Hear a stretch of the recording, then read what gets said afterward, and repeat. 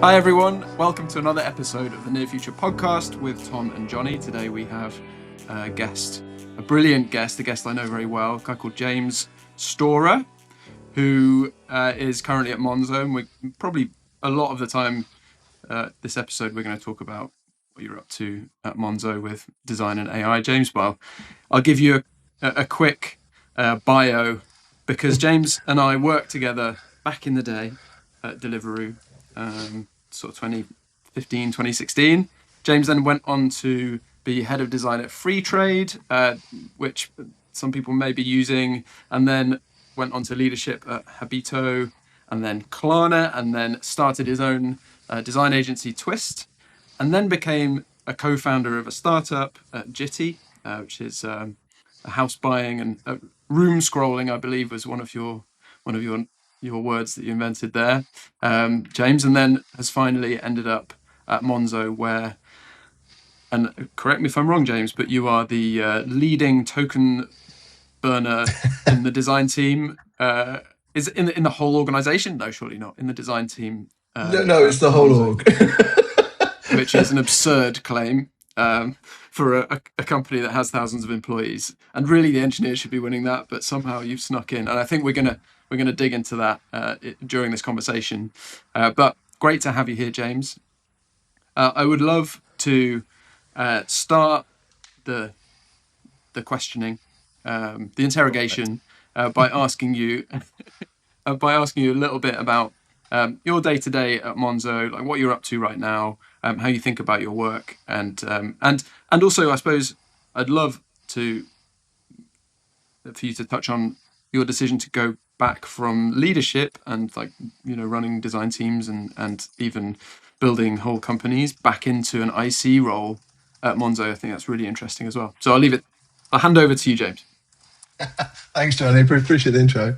Yeah, it is actually the whole org that I am the leading token burner, which is I'm not sure if that's a great title to have, but it certainly says something about, as you asked, like how am I spending my day to day, I guess. But yeah, I think I am in quite a unique position. I'm very fortunate position actually because so I lead design in our kind of, let's say, AI forward and personalisation collective, where you might start to see some features coming about from in the next 12 months or so. And I think what gives me a really great remit there is because we are very much thinking more forward about Monzo and what the product's going to look and feel like over time, especially around personalization.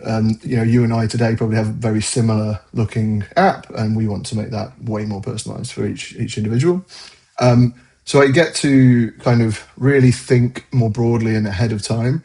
Equally, I'm not in any particular dedicated squad. I'm leading across the collective, so I don't have that kind of day to day. Not that all designers are like on demand to a squad, but that you are still working with the squad to hit certain goals, certain features that you're building towards. I don't necessarily have that specifically. I do at the minute because I'm covering two sabbaticals at once, which is not ideal. But I hope you and Alex, if you're listening, you're having a lovely time. And yeah, so I am actually getting into the weeds a little bit right now, which is also very nice. But aside from that as well, I also own quite a lot of our design discipline AI goals. So I think the two things go hand in hand really nicely for me. So one is obviously how am I applying it in my work? How am I personally figuring out what we should use for what purpose? And then to the whole team is like, okay, what have I found useful? How can we kind of disseminate this through the whole design discipline and beyond, really? And I'm not the only person doing that, but it's just that obviously I'm kind of owning a lot of those goals, so I'm trying to figure this out. And as I said, being in that kind of great position of getting to really do what you say, put your money where your mouth is, if you will. I get to kind of do that day in day out. So I would say that I spend a lot of my time playing around in Cursor, in Claude codes, whether that's prototyping or figuring out how we can use it to build data dashboards really easily or interrogate insights. All of these things that I think one time or another are all part of our roles as designers, but weren't necessarily quite so accessible, weren't so easy just to do. So it's a really great place to be. What a time to be alive! And I actually think that probably answers the third part of that question is like why to go back into IC work. I think I've actually, I mean, you probably know this if you looked at my LinkedIn for a little while this morning, and maybe Tom's Claude skill didn't pick up on this one, but I've kind of flip-flopped between management and IC work, like for the last 10 years or so. And predominantly then, you'll know this as well as I do, it was the only direction. You had to become a manager, a lead to be able to sort of progress. So I did that then. I did the kind of classic, I'll manage some people. And then, you realise that I'm actually, what's the best way of putting this? I'm a great leader, I think. I'm a good lead by showing how to sort of lead from the front. I'm not sure I'm the best manager. I've chatted to a few of I've got a few reports now. I'll let them sort of hang me out to dry here. But I think I described myself to one of them as a bit of a chaos agent. So I think it's not always the best thing, but I really love helping people progress. But I really love doing the do as well. And what's worked really well for me with there is as I've gone through these cycles of leading a team and then being like, I just want to get involved, you sort of then have to go back into an IC specific role. I think what's happened really nicely over the last 10 years is that there's been these more hybrid roles come about. You have kind of, senior leads and all this kind of stuff now. And more hybrid sort of player coaches. So that's worked really well for me. And you do kind of gain a lot of, A, experience, B, insight, understanding of how to play the strategy game. You get all of that. And when you can package that up with a 20-year career of being a designer, you can do some great design work as well. So I think that for me has been the kind of pinnacle. And going from like a founder position, that is, people might see that slightly differently. For anyone that's done it, Jonny, you'll know this for sure. You are in the tools like 24/7 because there isn't anyone else. There is no team. You are it. You are the first and last line of defense. So for 3 years, I was the only designer, and that's got some benefits. You get very, very into the tools, but the side part that made me want to go and join a more established team was having peers, having people to learn from, to continue to develop myself as well. And equally just, having some really, really great people to work with. Again, I think, Tom, you'll have worked with some of the great folks over at Monzo that you'll know what a fantastic team it is. It's a fantastic team, and you're lucky to work with them. Love that story. There's one thing about the career back and forth that I was particularly curious to ask you around. And I'm curious with this AI-shaped role that you're doing at the moment, do you see that as, it seems like this sort of sweet spot of bringing together your IC focus, and there's some people leadership and there's some direction setting across the company.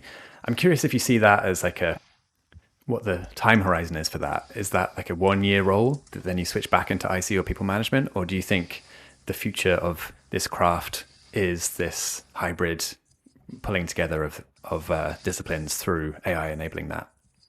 It's a really great question. Honestly, I don't know for sure. I'm not sure any of us can know where the end state is right now, but I don't want to, to lean too heavily one way or the other. But I think that there's definitely always going to be a need for people that are very strategically minded, great leaders, great managers. Like, people will always need that to be able to develop. But I do think, like, just like ICs are having to expand their skill set, their breadth, I think that's kind of the same in terms of leadership. Like, they can't just turn a blind eye and not know what's happening in AI, the tools that we're using, But I spent enough time like out of Figma that going back into it was hard at the time. And it didn't even move that quickly at that point. But I think that now you can't really take your eye off the ball, really. So I think they're always going to exist. I'm not sure whether the hybrid role will be there forever, because I think for me personally, as much joy as I take from helping people, managing people, I'm probably better at actually just doing the work. We felt like the current collective that I'm in needed somebody closer to the actual problems, the work that was happening at the time when we sort of started the collective. I think that made a lot of sense. I don't know going forwards, once we actually establish ourselves, start to ship some of this work. I'm not sure whether that might then need somebody to be a little bit more sort of just day in day out in those leadership meetings, in the strategy sessions. I try as much as humanly possible to stay out of those, but you can't sort of do that all the time. So Really super interesting. I I suppose I've got another follow up question, and this is from personal experience as well as a founder. As you mentioned, James, when you're a founder, you don't have the designer title, but if you're the design founder, then you are the designer as well. So yeah, I think I found myself in a situation where I was doing a lot of design work, but always struggling to justify spending longer than I needed to on it because I was CEO and also doing like fundraising at various points yeah. and product management for the most part for long periods of time. And so the PM bit of me would be like, what is the smallest thing we can get out? And then the designer would be like, I want to spend a bit longer to make it a bit better. And then the PM hat would come back on and be like, no, ship it, move on. So I'd end up like looking back. I think the ways I sort of tried to combat it was, promising myself that I'd go back and improve it over time. And I ended up designing way more in code because it was just faster to get to something that was high fidelity anyway. But I'm just interested, like, as you left being one of three founders, but like, various things on your plate and lots of competing priorities as a founder of an early stage startup, then going into a big team. You mentioned being out of the tools for a while. It's hard to catch up. Was that a moment where you had to sort of recalibrate how long you could spend on craft, or how you would sort of prioritize where to put your time?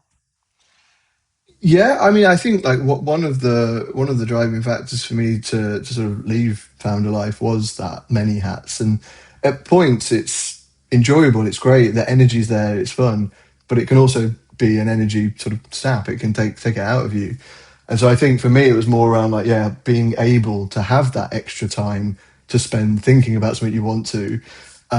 I just needed that mental energy to have that ability to do that. And don't get me wrong, I think AI has been phenomenal for being that thought partner, being able to like accelerate parts of your work. Like you said there, it resonated a lot with me. I was predominantly like building features by the end of Jitty. I wasn't really designing everything first because one, we built a really great design system, so you had all the Legos available, and you can't always be too precious in a startup where days and hours are your enemy, not the weeks or months it might take to ship features in bigger orgs.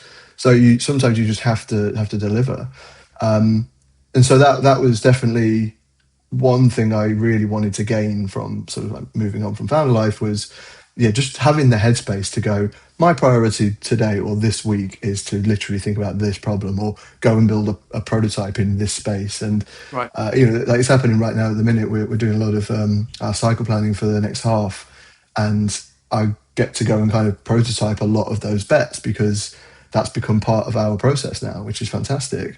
But so for me, I sound giddy saying it. It's both great to get the time and headspace to go and think about these like future problems we want to solve, but equally getting to play around is the better way of putting it. To play around building these things, not and this is kind of what we touched on last time, Tom. Is that not to the level of sort of fidelity or quality execution where I would be shipping them, but to a point where we can share them around as artifacts, share them around as like a sort of direction of travel, and prototype them enough to test with users. That's what's really, really created some fantastic leverage for us at Monzo so far, and given me the giddy, awkward smile that you see. I know you, James, and I know how you work, or at least how you worked 10 years ago. And I can only imagine how exciting you were in the growth team at Deliveroo Yes. back in the day, which was the team that moved the fastest and had the ideas and then just like would throw them out there. I think you and I are quite similar in that sense. Just like to sort of build something and just see. So to be able to have an organization that operates where as part of planning, not only do you get like maybe an engineering spike into some sort of technical question, but you actually get to build like a sort of user experience spike as well. Man, we would have loved that 10 years ago, I think, to have had Oh, that honestly, opportunity to do that. yeah. I mean, I say it quite often at the minute, but I feel like I've been an average designer for most of my career, and a lot of the many things that I've done. Some people don't know. I started as a web designer, as a web engineer back in the early 2000s, and sort of moved into this direction. But it's a lot of the skills that I have acquired over this time feel like they've come to a head where it's like I do understand a lot of the coding decisions. I mean, not to the amount of coding languages that I now, orchestrate, but I understand some of it, and I think that's proven really, really powerful. That technical connection, the problem solve perspective, and the actual like visual craft element, and then equally, I think you once said this to me, Jonny, and it stuck with me for a long time. Is that I used to call myself a loudmouth, and I thought it was a negative, and you said it's actually it's a superpower, it's a communication skill. So thanks for that. And I think that coupled with these other things has become this way of like being able to be on the forefront of AI and design and understanding how we use it and helping others to kind of come along on that journey as well. So yeah, it's a weird collection of skills, but it seems to be working pretty well for me at the minute. Yeah, and I love that you've managed to just sort of define yourself between the cracks of like the traditional archetypes.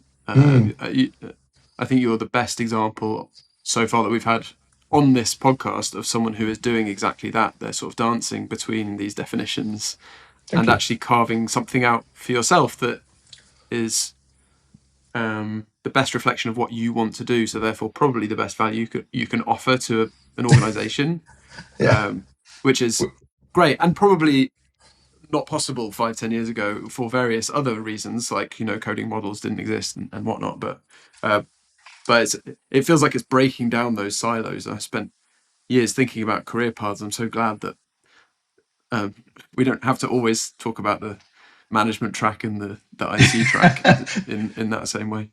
You should go again, but with all these little micro tracks. Thank you, James, but no way. Absolutely no way.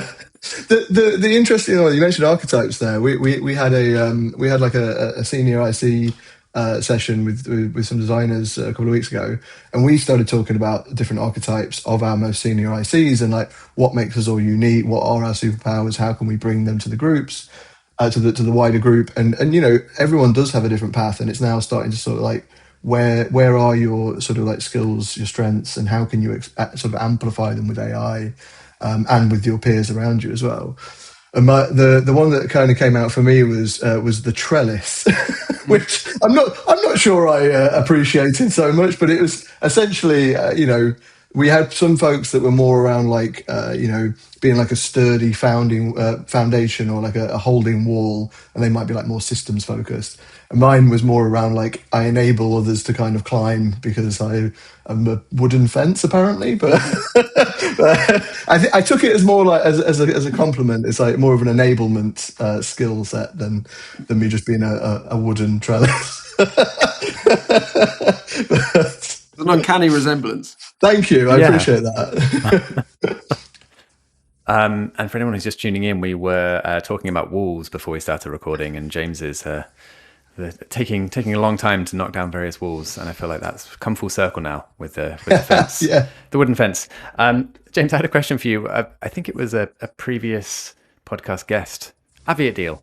He posted this morning or over the weekend on LinkedIn about the idea of raising the floor and raising the ceiling happening in different ways, and then perhaps the more traditional model, and this is my interpretation of what he was writing, but the more traditional model of outlining what skills are required for a team and the sort of core competencies of a progression framework is that floor, but the ceiling is kind of this more exciting uncharted territory.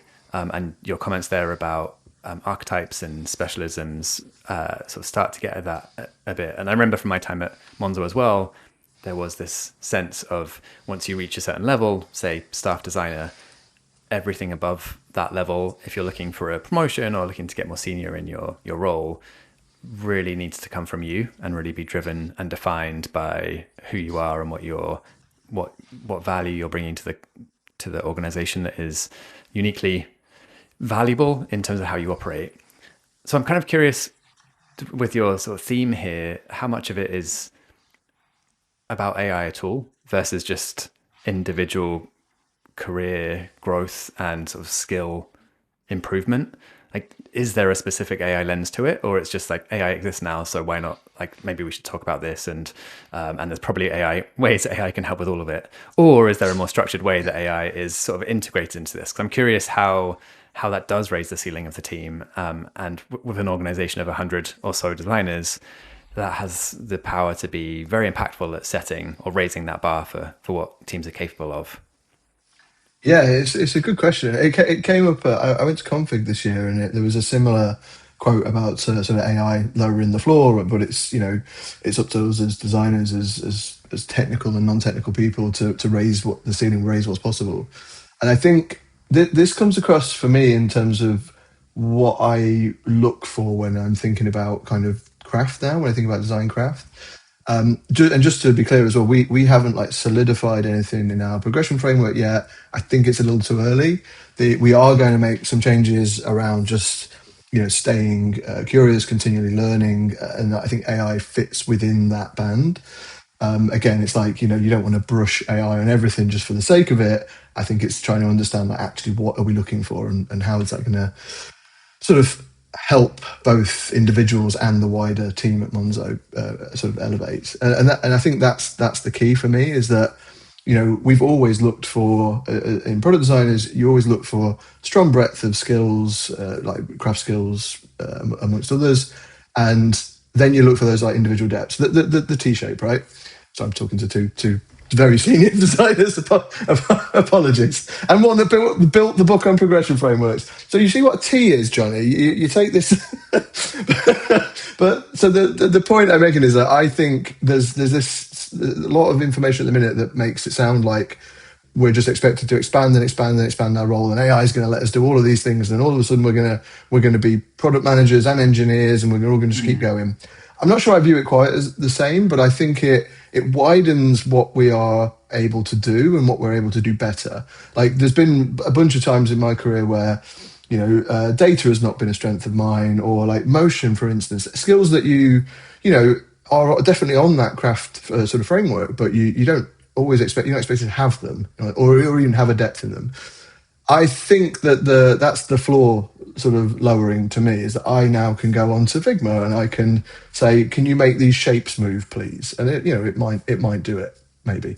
but the point I'm making is that it allows me to have this base entry at the very least to where we have incredible motion designers, by the way, at Monzo, and I wouldn't belittle their skills, but that's their depth, right? And so where I look at it is that it allows me to do that. It allows me to interrogate BigQuery or look at Notebook LM or Notion and look at our latest research studies and really try to pull some snippets of insight. It shouldn't replace us going and doing research in specific areas, but it's great to be able to quickly pull together something. So that's the breadth for me. Where I think that AI really is going to accelerate people is the superpowers. It's like, how do you take a strength that somebody already has and make it into a superpower? It's like, I can't think of an example particularly, but I was going to go for some kind of like Thor example, but he's got a hammer. So, but I think the point is that if you're good at something, you can be even better at it. You can accelerate that. And I think that's like, for me, it's the technical side. It's the being able to build stuff. It's the understanding. And I've always done a good job at being able to connect those worlds and really being pragmatic about what was possible. I think for a lot of people now, they can, like, even at the base level of that, they can understand that a bit more. Because if they try and mess around in code for a few hours and if you can't make it do the thing you want it to do, it's probably not that easy to do. So, whereas if you have an interaction in mind, or you've seen it and you want to sort of play around with it, you could drop a video of it in. We do this a lot now. You sort of like reverse engineer interaction patterns. I think like those things to me are like, they are really being able to accelerate those superpowers. And so that was a very long answer to your question, Tom, but I think that's how I see the difference between sort of like the lowering the floor and the raising the ceiling. Yeah, I really like that. I'm not sure that's the answer to your question, but it's an answer. It's a good answer. Yeah, I think it makes a lot of sense. And then I guess as you get more senior, that expectation of how you raise that ceiling is more on you to know yourself and what that shape looks like, and maybe the role of managers to help you reflect back what that is. Yeah, and I guess use AI as well to even help reveal that to yourself, not just to get things done. Yeah, I mean, honestly, I used AI a lot last year when I was thinking about what's the type of role I want post founder. And you just talk to it and say, these are the things I enjoyed, these are the things I didn't enjoy, here's where I think my strengths are, blah, blah, blah. And it can just be a really great sparring partner in that respect. And it's either talk to ChatGPT or talk to my wife, and I get pretty much the opposite. I get sycophant and no, just do it. I'll let you decide which is which. Amazing.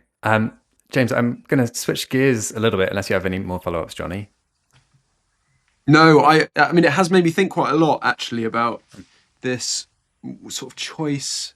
Is there this choice that we start to have now where we can go and specialize in some new direction because we've got extra tools? Like I could go and become a design engineer even though I've never been an engineer, maybe a little bit, but I think what we've always found, and we've talked about it on this podcast before, is in any given domain, everyone outside that domain is like, oh, AI can do that now, so design is cooked, or etc. etc. All of this like, ridiculous stuff.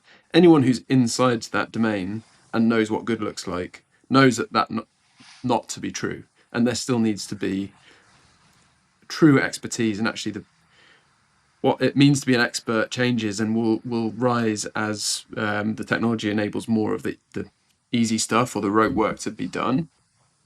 And so it would be easy to like tell this story of, well, every designer can now do everything because there's AI to do it. But in fact, the standard and the expectation is shifting such that like it's still a function of how much time someone has in the day. Like I can't be an excellent PM and an excellent engineer and an excellent designer because there just isn't enough time, and I don't have enough time to get good at all of those things. So I'll end up still being mediocre at all of them, which is what I would have been 5 years ago as well. It's just interesting to think about, I think, like this illusion of all powerful designers, when I suspect that will not be the end result. We will still need to have someone who's exceptional at motion if we really care about that. There'll be a set of companies where they're like, yeah, it's fine, but, it's good enough. Or they don't want to spend the money on the specialisms, but Yeah, yeah. I agree. I don't think, by the way, any of the sort of AI assisted coding or products that I build, I don't think any of that makes me an engineer. And similarly, you said like what other things does it apply to? Like I've been messing around with hardware. I've never touched hardware in my life. And now I'm like, oh, am I a physical engineer now? Cool. I was looking at soldering irons the other day. I don't even know how to use it. I haven't used it since I was like 15. I wasn't very good at it But then. now you work in robotics, James, But obviously. now I'm a robotics engineer. Exactly. Yeah. I've got promoted.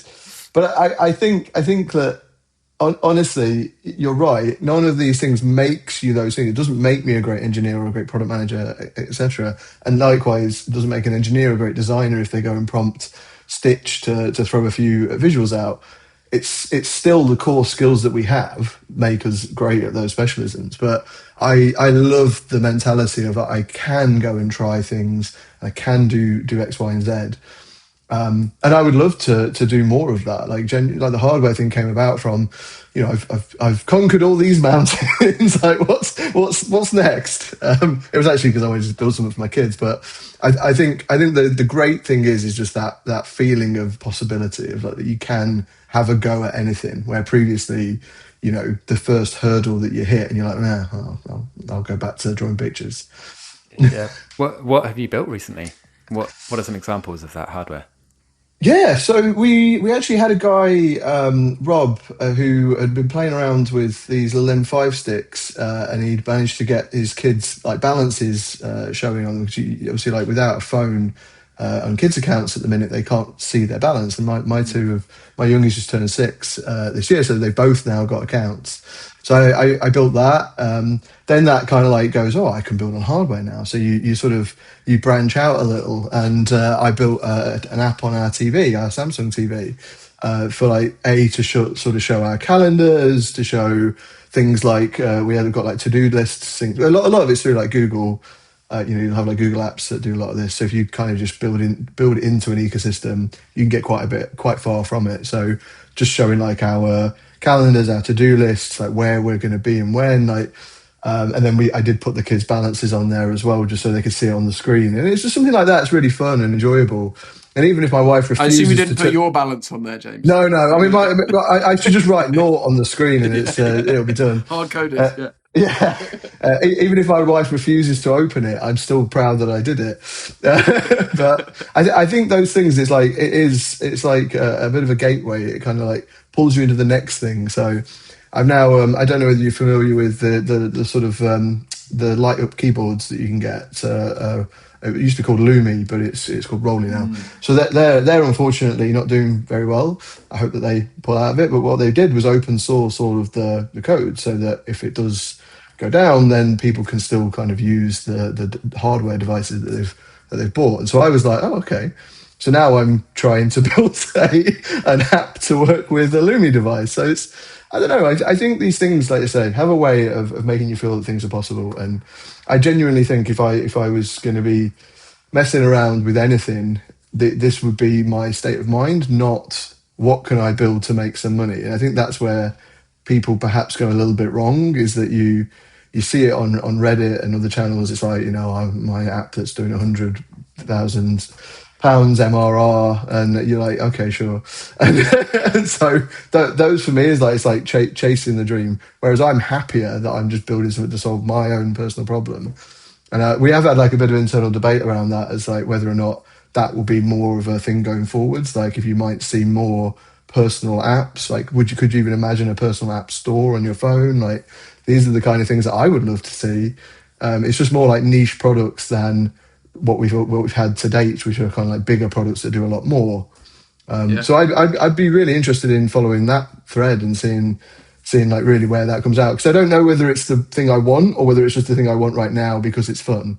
If it becomes a point of like people stop building these bigger apps because people are building niche ones, and I then need a app to do a certain thing, I've got to go and build it to get it. I think that would be a bit of a blocker, but yeah.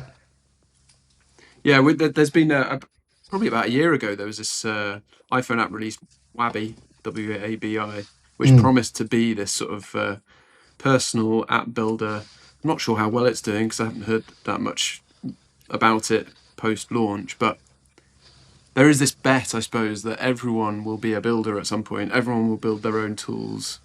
I suspect you and us three on this call are outliers in the sort of broader ecosystem, well beyond design. Normal. If I imagine my mother-in-law doing something, I can't imagine she's going to be digging around trying to build something anytime soon. But if the technology gets to a place where it just feels like an app you're using and you're just asking a question and then it like makes something and it says, do you want to do that every day? And you say yes, and then suddenly you've built one without knowing. Maybe it can sort of get to that place. I do like what you're saying about this sort of personal, like hobby cottage app building type. We do stuff for fun as a family when we might have played a board game. Instead, we'll like build a thing. Tom, I know you're doing a lot of this kind of stuff as well. And whether there will be anything in between where more people become entrepreneurs to try and make money, or it might just be like hobbyists and like people takes over Warhammer. That's like where. Yeah, I've been thinking about this. We're recording this on a Monday. On Friday, we recorded the last episode with just Jonny and I, and I mentioned in there about building a learn to play chess game for my 5-year-old son, and it was really just a chance to explore 3JS and what it can do with creating a 3D world. And we had these underwater world with fish and things playing different chess pieces, and anyway, so that was 3 days ago. And on the weekend, on Saturday, I was like, this is as cool as a proof of concept experiment, but I don't think my son's actually going to want to play this. So I had Claude turn it back into a 2D game, make it more of a pixel art style with like these sort of rainbow colors, and like I want some motion, animation, make these have characters, give them eyes, make them move around, do fun things. And then we played together on Saturday for about an hour during our youngest one's nap time. Anyway, the whole experience felt like it left me with the question of, is the value here the personal software that I created, or is it the process of collaborating with my 5-year-old to make something that feels more fun and engaging? And it doesn't actually matter if that's any good. It's the process of creating it together that this now enables. And it's sort of hard to imagine there being a big enough value difference between a dedicated piece of software like Wabi versus just using Claude Code or some other sort of fairly mainstream LLM coding agent to be able to build that. But yeah, I think the value was, in this experience at least, was less about the releasing a kid's chess game and more about collaborating to create something that was managed to weave in the things I was interested in helping my son learn and creating it into a format that was fun and exciting for him to play with. So turning this back around to you, James, and the whole point of this actual interview, yeah, some of those examples you gave there with the TV and hardware and showing bank balances for kids, I'm curious about your perspective on involving your kids in these experiments, or your wife or other sort of people in shaping them, or if it still feels like it's a solo, like you're the author of this product and it's just like it has a very specific niche target, but it's less about the collaboration to create it. Yeah, I think so. So sometimes it definitely is the latter. It's like I will have an idea and I just want to pursue it. But I definitely used it to sort of play around with my kids. My wife is usually more, she have an idea and say, I want you to build it. And I keep being like, I would like that to be something we do together, which I think we will eventually. But yeah, certainly my son especially has shown a great interest in it. I think he kind of pokes his head in here sometimes and sees me doing stuff and he's curious, what are you doing? And we similarly, Tom, we built an Uno game, which for copyright reasons I'm going to call Duo, or Dos, surely. And so, yeah, he basically wanted to play more, and it sounds really bad. I didn't build it to not play with my son, just to be clear. He wanted to play on his own, but also with other people. And he's got the card sets and he loves them, and he's got like a few different versions. But he basically wanted to build it so that he could play with his like nanny and grampy or with his aunties and stuff like that. And also he wanted to make his own versions, his own rules. He was like, I want it to explode. I'm like, what's exploding? Yes. And so we built the core game and then built like an invite system, so he can put their number in, it'll text them a link and they can play together. We built that and he absolutely loved it. So then we started building more rules, different game types. And he's got an extreme version which does basically cards can explode. I think I love chasing down those curiosities, and I think that is really great. And I would love. I mean, I've not got there yet, but I would love for him to be able to do that on his own. I think maybe a tool like like Lovable or something like that might be beneficial for him in that respect. Not to sort of pencil any particular one out, but I can't see him like firing up Claude Code anytime soon, for instance. But I would love for him to be able to do that. And so when we were building it, I was trying to get him to do the talking. So like speak to it, tell it what you want it to do, trying to understand that this is like prompt engineering of some kind. So it's it's like building those skills, I think. I mean like, for what it's worth, as much as what we've learned in our X amount of years, gents, he's like, he knows how to use his iPad more than I ever have known how to use it, to the point where he actually managed to lock me out of it, which I couldn't actually figure out how he did. And they're going to be AI native, these kids, so they're going to fly. So I think it kind of enabling those curiosities now is great. And I also sort of think, to sort of bring it back to the broader design team and how we work in companies, is it's the same thing, really. I mean, I don't sit with many of the staff, and teach them how to build Uno, but I do think it's stoking that curiosity and honestly, it's just having that kind of growth mindset, that learning mindset that's required.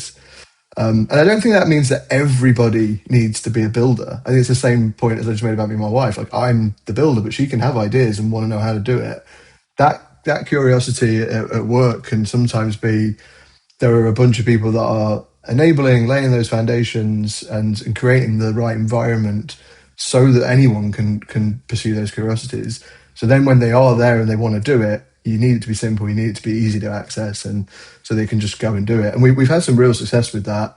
And it's been really nice to see people that would have, 6 months ago say, I'm terrified of AI. I don't know what I'm doing. I don't know what's going on. To then be like building like full flows with APIs, with data call ups, and doing it like pretty much on their own.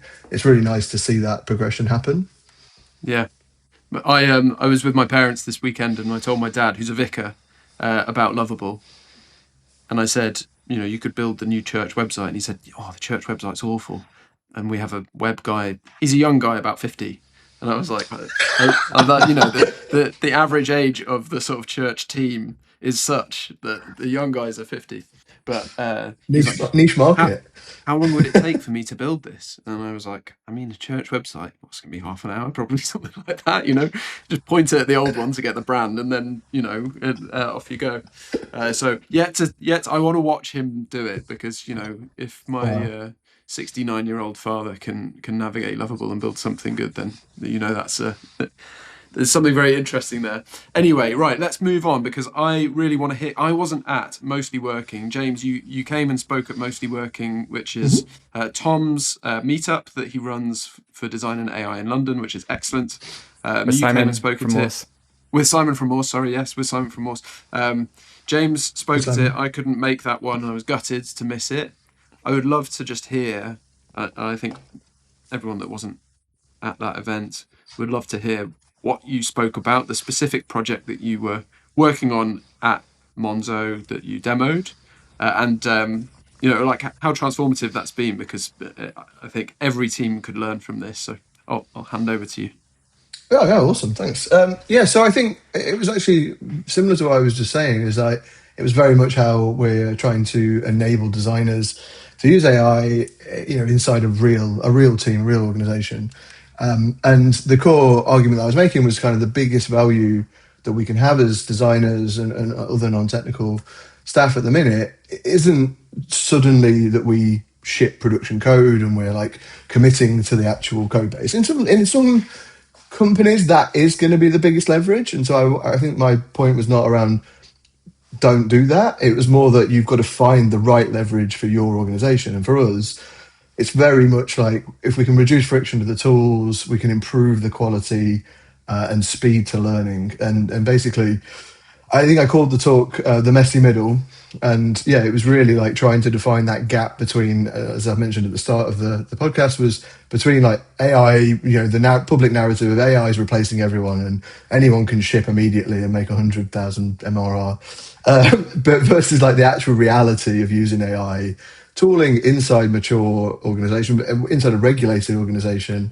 I know there are other banks, fintechs that don't even have access to LLMs to this kind of tooling. So it's, it is great that we have got that. And I think for us, like the work has really been like a mix of having this like prototyping infrastructure that I've helped build, but also like safe access to the tools. Like we have contracts in place with all of these LLMs so that we're not using, they can't use it for training data. We're not putting PII data in there. But equally, like you need the infrastructure to help you set all this up. So you have to have like security and platform supports to give you sort of that capability. So it is a team effort. Honestly, like, everyone's sort of bringing their bit. But we, like I said, the core from my perspective was if we can improve the kind of quality of our prototyping, our learning, we can get these like higher quality insights just to basically, I don't think it's even efficiency at this point. We were talking about it more as, if you look at like an efficiency by value graph, we're very much at the top end of the value. I'm not sure we're like that much more efficient.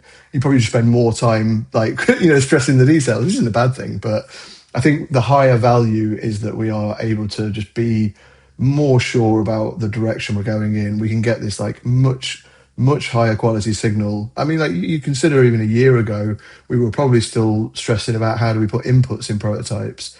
It's really mental that we've gone from not having been able to solve that for 10 years to all of a sudden, hey, we can do that. And also, here's this entire database backend that we can have that mimics a bank. So I mean, and so that's just to bring it back to the point. That's actually what we've built, is this kind of clone of the Monzo product and an ecosystem. So we have a design prototype built in React Native, so it feels like the Monzo app, but it's using all sort of like fake data. We can create accounts, connected accounts. We can simulate transactions. And what it's allowed us to do is to be able to build much faster into, more murky directions. You can prototype much more quickly. You have an idea, and rather than jump into Figma, sometimes it's much quicker, especially where a lot of the things that we're thinking about at the minute are AI enabled. It's quite hard to do that on a static canvas. You using a prompting agent as your canvas. You say, this is what I want it to do, here's how I want it to work. You might want to add some color on that. This is what I've sort of like mocked it up to look like, but we built it all on the rails of our component system, so it knows all of our DS. It's like you can get much better quality. I think I called it previously, where you might have used Make, Lovable, or similar. You kind of got the Timu Monzo, which is it just comes out splashed with a bit of hot coral. It looks awful. It doesn't look anything like the product. And I think we actually, honestly, I'm still believe in using the right hammer for the right nail. And I'm not saying that the React Native app is the only way to test anything or the only way to learn, but ultimately as well, it's difficult to go out to users as a bank, show them this hacked together product and be like, what would you do with your money? Or could you tell us where you would put your account details? And then, they're going to go, is this real? Is this actually the case? And so I think you have to think about it from a security perspective as well.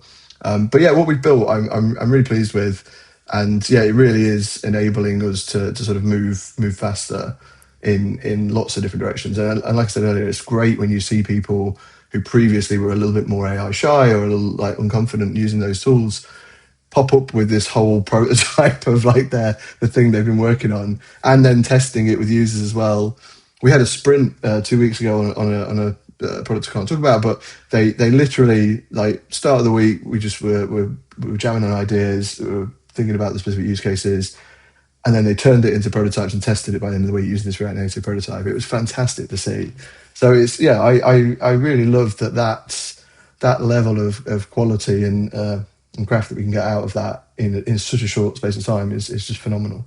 I do remember we used to do design sprints together out of the sprint book, and just think the sprint book now is probably, you have to give it a little rewrite now, wouldn't you? I mean, it's you got Jake on speed dial. It's what 10 years old at least now, maybe a little bit more. More, Yeah. I would imagine a bit more than 10 years. Yeah. So yeah, I would argue, yeah, it's definitely. I wouldn't go back to like paper prototyping necessarily. And actually, we did. Sorry, I'm off on tangent now, but as part of this this sprint, we did some drawing in Figma, in FigJam, and it's been such a long time since I've done kind of like draw box, wireframing, that I was like, I was going so slow, and I'm like, we've only got 8 minutes. Oh crap!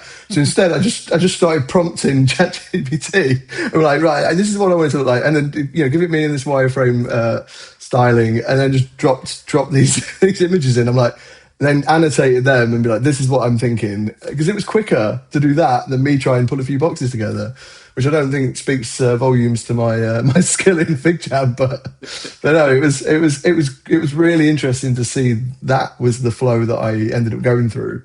Yeah. Yeah, super interesting. I remember one of my takeaways from your talk, James, was the focus on shrinking the learning loop. And so everything you talked about there with the prototyping system is in service of being able to move faster and shorten the time to help decide if a direction is one worth going in. And I think you shared some really interesting things about research influenced content to inform the product experiences as well that you're prototyping, which was really cool. I did have a follow-up question around all of this, which is if you had to do that presentation again now, or that walkthrough again now, like what is the slide or two that you would add? Like what has changed since you gave that? Because that must have been a couple of months ago now, and I think a lot of the things you were showing seemed mature-ish, or like they were sort of approaching maturity. But I'm curious if there's any new insights or new themes or new problems that you've reached now that you have that in place. Yeah, so it's a good question actually. I think that the core value is definitely the same. It's definitely the learning loop, but I do think that the addition is definitely there's a greater depth of collaboration now. I think, and I've talked about it a little bit earlier on, but there is definitely like this expectation that these prototypes, whether it's a link shared or a video, there is this expectation that they go along with either a feature that you're building, or like I was talking about in planning, like we are expected as part of planning to share a prototype of what we're it's understandable when you can't really explain what a sort of non-deterministic UI is going to do in a few in a few screenshots. It's really hard to get that across, especially when you're talking all of these strategy plans and proposals. They go through our senior leadership and our C-suite, and it's what we're going to spend the next 6 months working on. You need to be concrete on your bets, else you could end up wasting 6 months essentially. So yeah, it's great that they've become such a deeper point of collaboration where there's this expectation now that they exist. And I can only imagine that if we had this conversation in another 2 months, that would only be deeper. And the other thing I would really like to see, which I'm starting to see a bit of, is the kind of handoff. And I mean, I would expect it to be less of a handoff and more of a handshake experience between design and engineering. We're already trying to play around with how could we bring that React prototype into so Figma code layers, for instance. So, for anyone that hasn't seen the config demos, but like they've kind of brought Make to the canvas. It looks really impressive. I think that it gives us a lot of ability. What we want to be able to do is, connect all of the infrastructure that we've built, have it live on the canvas, and then actually like a linear ticket or some kind of like handover handshake would be you drop that link in, and also it could be that it tells you what the components are that have been used. It could give you a spec. That's the kind of thing that I would see as the next step. But equally, the reverse, not just how do designers make more code, how do we get engineers and product managers getting into Figma, getting into those prototypes, and then saying, well, actually, we could do it like this. Duplicate, boom, here's my idea. Because I don't see a lot of that. I see it with products sometimes, like they might grab your frame and give you a rough idea or butcher it, whatever you want to call it.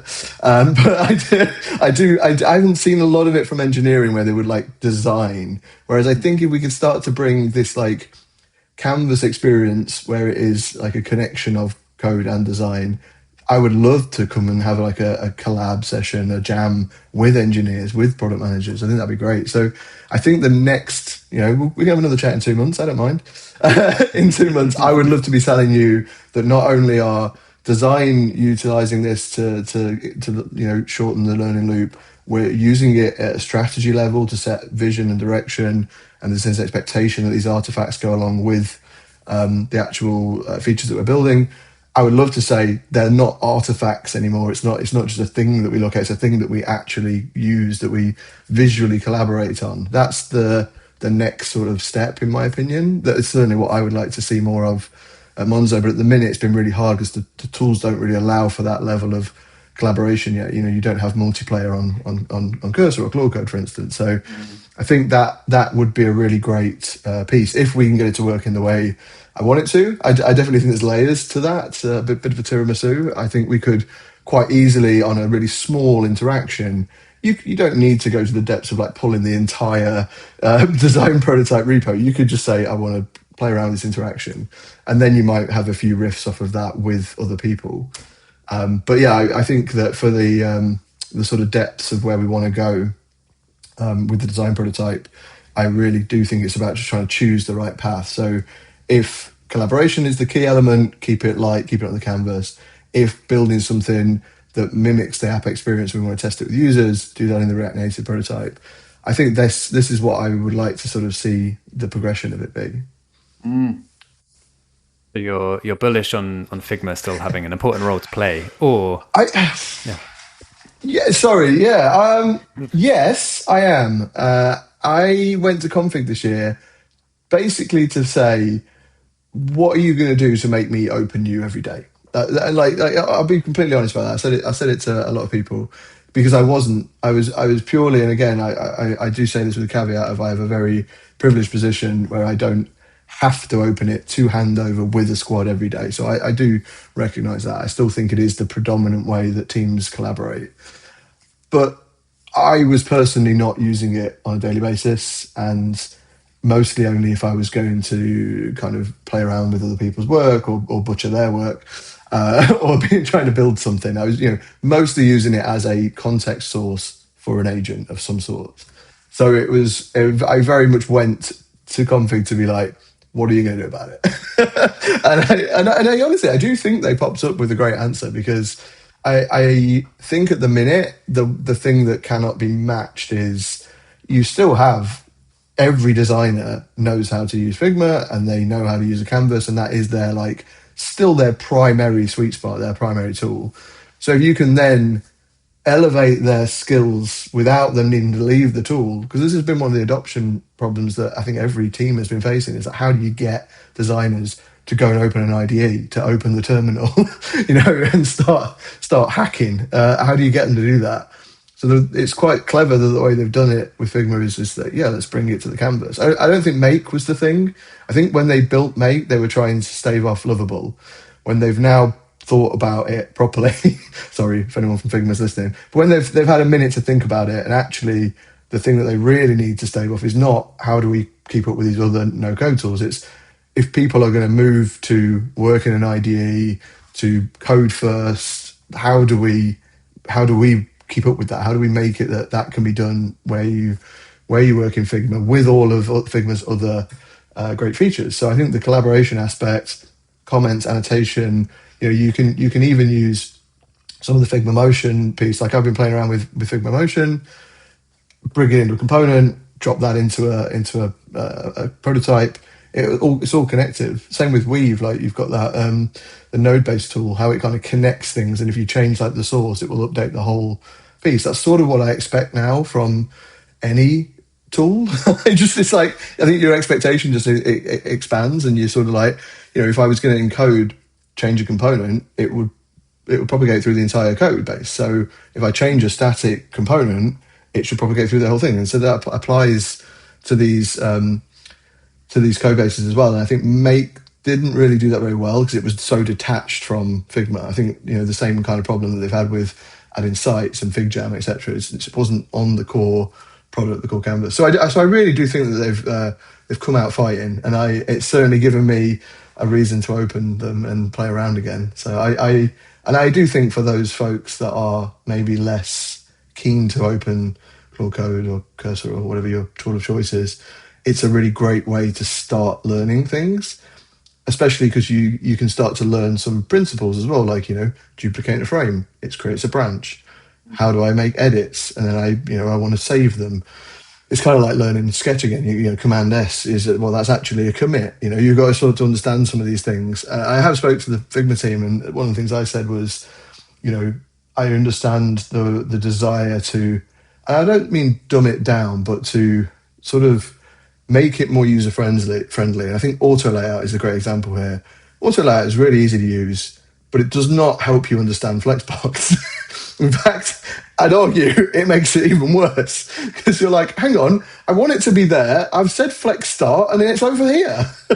And so, if they'd have found a way to teach people the auto layout, how it actually connected to Flexbox, even with just like the subtle label naming, maybe, I think that would have gone a long way from designers, 7 years ago starting to use auto layout to now trying to figure out what the hell flex start means. James, it doesn't matter because no one's going to read the code anymore. So. I mean, you say that, but so this is the other thing there that bothers a little bit, that bugs me, which I really think there needs to be a solution in Figma for, is that if I do go in and I will make code edits, because sometimes, not necessarily won't work, but sometimes I'm token conscious, and so I don't want to spend money just to move something from here to there when I know what to do. Same with like anything. If you want, you want it to understand rounding, or you want to set a specific text size. And then I understand they built the kind of inspect panel in Cursor, but that is clever that the way they did it was that it still needs it just gives you a prompt, it doesn't actually change it. And I say clever because they've cashed in, but what bothers me is I don't want to do that. I don't want to have to pay for that. And I do think if there was a little bit more of a habitual learning loop between the thing that you're doing and the code, it would be a lot better for us as designers of how we're actually learning these things. So I think that has been my feedback on code layers, is like, how can you actually connect what people are doing to how it really is working in the background? Like, how is it working with Git? Because you take a designer through GitHub for the first time and they're like, what's a commit? What's a branch? What's a PR? I don't get it. And then you start trying to like describe it as, well, imagine I copy your file and I put it over here and I do whatever I want with it. It's you try and go down those roads. So I really hope that they take the opportunity to teach a little while they're doing this. James, I'm pretty sure you brought Abstract into Deliveroo back in the day when that was the original for sketch files. Yeah, sketch files. Yeah. Right. I think let's move on to the quickfire round. Ooh. And James, quickfire is quickfire for a reason. I have no idea what you're talking about. I have a quickfire question, and then I'll hand over to Tom. So last week we talked quite a lot about managers and senior designers burning out and sort of feeling like they're behind on the tools and behind on the craft, but also, and that's an expectation of them all of a sudden. Any tip or two for someone who is in that position where they're like, I'm suddenly feeling like I need to actually be designing again. I haven't designed for a little while. How would you get back into it? So you're sort of asking like, what's the opposite to using AI? Is that the question? I mean, I suppose this is in a world where AI isn't going to just do it for you. Yeah. Right, gotcha. Yeah, I think it can be nice to have a palette cleanse, right? I think that getting into a project where AI isn't going to do it for you, getting your head in, and if that isn't possible at work, maybe something in your personal work, I think just getting into something that's like really design focused, you really want to solve a problem, and you don't necessarily want to think about how am I going to build it, what's the end product, you just genuinely get into some craft execution. I would call that like a nice little palette cleanse. And I honestly like. I know. I was talking about my holiday last week before we started recording. But I did build something, but it was a massively different thing. Complete palette cleanse for me. It wasn't anything to do with work. It wasn't anything to do with any of the projects I've got on the go, and it was just fun, and I enjoyed it. And I think that for me is sometimes what you need, and it can stave off the burnout, I think. But equally, I know this is quick fire, but equally, I think that don't put so much pressure on yourselves. Like, just there's so much going on. Try and focus on the things that help you and that improve your workflow and improve the things you're good at. Don't think about every tool that comes on the market. Just, narrow. Brilliant. Tom, over to you. James, when AGI takes over everything, what will you do with all of your free time? Well, I think we touched on it earlier. I'd still make things. Like 100%, I'd still be building stuff. But if you assume that we have this, greater than human intelligence where anything is possible, so not just building software, building hardware, I'd probably start going a bit big on my project ambitions. Like, I don't know, start trying to build like an Iron Man suit or something, or I don't know, like a spaceship. Can I build a spaceship? Build an FTL. You were serious about this robotics designer thing, eh? Yeah, I mean, this is my point. If something more intelligent than me and more impressive than what I can learn on YouTube tells me what to do, I'll start building stuff. Yeah, I think that I don't know. I'd probably get divorced, but I'd be building things. But the wife would be like, "Why is there a spaceship in the garden?" Well, AGI. Related, but have you seen this website Meat Layer, where you can sign up and it's like a Fiverr or whatever, but agents can ask you to do things in the real world. So if an agent has to complete a task like post a letter, then it can pay you to go to the post office for it. Completely, you could do that. You could you could Be meat. be meat for the agents. Anyway, Wow. I've got one more, and maybe we'll do one more each. So, what is? It sounds like you're a Figma bull. We've had some Figma bears on this podcast as well. Aside from Figma, what is your favourite product at the moment? Ooh. I can tell you my most used actually, and then probably favourite as well. But I've been using Hex. It's a dictation app, but I like it because it's open source, so I managed to like build on top of it, build some of the features that I wanted it to have, make it a bit more like Whisperflow, but without having to pay for it. Sorry, Whisperflow. If you ever want them on as a sponsor, I've just killed that now. So, so that's definitely my most used because I pretty much don't type anymore. And I'd say favourite. Am I allowed to say Monzo? Is that is that too much of a plug? I mean, it's a little bit embarrassing, but you can say it. Oh, no, I think probably Cursor is my favourite. I genuinely, it's the first thing I open in the morning, so I would say that gives you enough to know there. Fascinating. One very niche specific question about Monzo, since I previously worked at Monzo, you're at Monzo now. I'm curious what the best AI themed Slack reaction is. There's some really good ones actually. I would say it's really the AI image game has really taken off in the last like 12 months, and I think my joining has got nothing to do with that whatsoever. I feel like But you maybe have led that charge. I do enjoy it. But I think anything that gets created immediately gets turned into a Slack reaction. So there's some really cracking ones. We've got our design system lead, Sam, who I'm sure you'll know very well, Tom, and he is our sort of resident Apple expert as well. And he recently had a really big milestone and at work, and I turned him into a sort of Sam Jobs character. Good old. I think I might have done that to you one back in the day as well, Jonny. The old Silicon Valley. I think so. I think we were both poster. We were both in that poster. The hair. I remember the hair. But yeah, so I did that, and now there is a Sam Jobs reaction. So anything remotely Apple related gets the Sam Jobs, and there's a few other really good ones. But yeah, I've got an entire folder just like AI slop images basically. And what is your tool stack of choice when generating such memes? That's a good question, actually. I've found a lot of joy with ChatGPT, actually, recently. I had a whole Gemini period because I thought Nano Banana was pretty good when it first started, but I tend to find the drift on Nano Banana now is like really wide. You can sometimes get really good output and sometimes it's awful. Whereas I think it's a little tighter on ChatGPT. You might sometimes need a couple of revisions, but I also think the UX on ChatGPT's image generation has got a lot better because you can describe more specific edits. You can obviously circle and annotate and things like that. And you can, if it wildly misses, which it really frequently does, if it wildly misses the reference photo, for instance, you can drop it back in and say, no, this. And I don't know why, but whenever I do a picture of me and others, everyone else comes out great, and I look like some kind of burnt cake. So I'm not entirely sure what's going on there. I think it's out to get me. They're trying to reduce my token usage.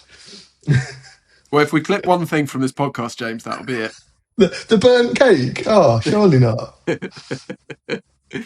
No, you said some good stuff. I'm sure we'll find something to clip that eclipses the burnt cake. Right. Let's wrap up. I think let's wrap. James, thank you so much for joining us, and really excited to see what you continue to build at Monzo and keep pushing AI forward and all that kind of stuff. London is a fintech capital, and we've had 2 fintechs so far. We'll probably continue. So great work there, and thanks everyone for tuning in, and we'll see you next time. Awesome. Thanks both. We appreciate it. Bye. Bye.